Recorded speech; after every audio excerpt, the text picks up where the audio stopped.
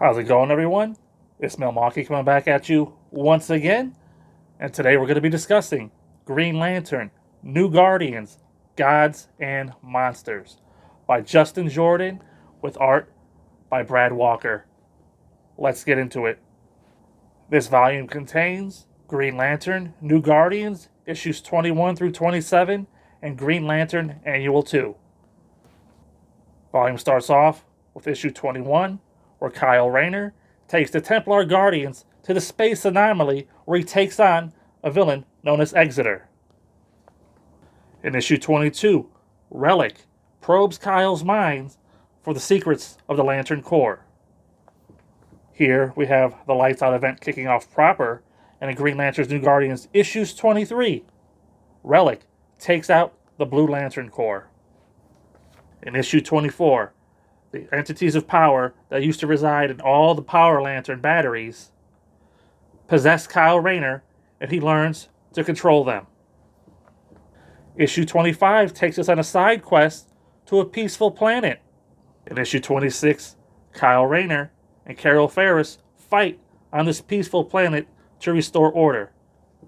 And in issue 27, Kyle helps out a former enemy. So I'm going to be honest here with you guys. My enjoyment of this volume has been hampered by the fact that it took me so long to read it. I read the first portion and all of Lights Out like 4 months ago, and I just came back to it and wrapped up these final 3 issues, which felt tacked on and pointless. And it really hurt my enjoyment of the volume because everything leading up to Lights Out was good. Lights Out itself was good. But the final tacked on issues, these side quests, I guess they had a point because the Templar Guardians make a speech saying that, Kyle Rayner, what he saw beyond the source wall, the enemy that's coming, he's not yet ready to face it. These trials they're putting him through to make him, prove himself, he's not ready yet. So you can sit here and say that, yes, the side quest, they had a point, they had a purpose, but that doesn't mean that you or I will enjoy them, right? Because I definitely did not, and you might not either.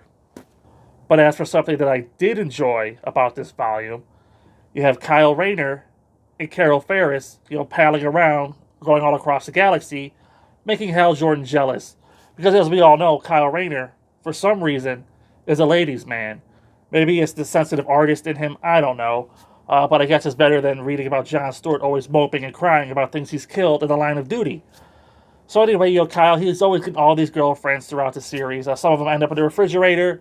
Others just disappear from the book entirely with the New 52. What could you say? But what you can say is that now Kyle and Carol, they got something going on here. And it's not just me that's noticing them. The characters, they're pointing it out to themselves, saying this is not a time for romantic banter and whatnot. And made for like an interesting read, especially seeing Hal's reaction to it in the Lights Out event. But Hal, he's got his own plate full with all the stuff going on in his own book. So we'll see what happens here. It's probably going to end up with nothing, just, forced drama for the sake of drama. But it is, in my opinion, like the highlight of the book, the through thread, seeing those two characters come together in the post-Jeff Johns era, because they went through a lot when Jeff was in charge of the books. And now we get all new creative teams, all new directions. And so it's pretty good.